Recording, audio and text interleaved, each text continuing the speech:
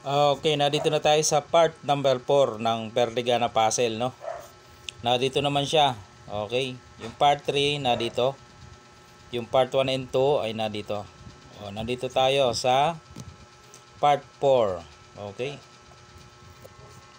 Unang sulong ang pula, ipapaubos mo ang lahat ng piyon na ito dito sa nag-iisang piyon ng itim. Yun ang rules, ha. Maliwanag, unang sulong ang pula. Okay. Kailangang maipaubos, hindi bababuyin. Yung tinatawag na kotse, kulong, no? Okay, simulan natin. Dito ang ating opening. Dito. Yan, susulong siya. Dito ka, sulong siya, pabalikin mo agad. Tapos, sulong ulit. Sulong siya. Sulong ka lang. Pag sulong, pabalikin. Yan, dyan ang magkakaroon ng break. Dito ka. Yan, sekreto. Para pagsulong niya doon, abanti mo to. Yan. Dito, magkakaroon na ng sanga. Yung variation na tinatawag. Dalawa na ang sanga eh. Pwede siya dito, pwede siya dito. Pero kahit saan siya dyan, same process. Tingnan nyo ha, same process. Kung dito siya, dito ka lang. Pag ilag niya, papakainin mong dalawa, di ba?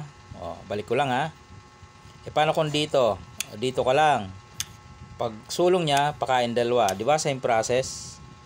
Nakuha nyo mga boss. Balik ko ha. Pag sulong dito, dito siya.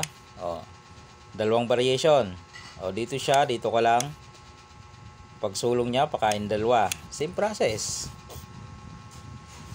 Kung dito susulong, dito ka lang din. Pag sulong niya, pakain dalawa. Same process. Ngayon, pakain to, pabalikin,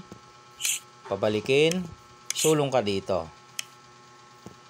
Pag sulong niya, isulong mo ito. Yan. Dito, may dalawa na namang sanga. Dalawang variation na naman. Pwede dito, pwede dito. Pero kahit saan dyan, sabi ko nga, same process. Pakita natin. Kapag dito siya, susulong ka dito. Pag sulong niya, pakain tatlo. Paano naman kung doon sa kabila? Kung dito, dito ka lang. Para pag sulong niya, pakain tatlo. Di ba? Doon din ang pupunta. Kain tatlo. Pakain mo. Pakain mo. Ayun, nasagot ang puzzle. Naubos, naipakain lahat. Okay? Yung mga sanga ng variation ay pinakita natin, kahit saan siya pumunta doon, same process ang nangyayari. Yan ang part 4 sa ating Perdigana o Pildigana puzzle. Alright.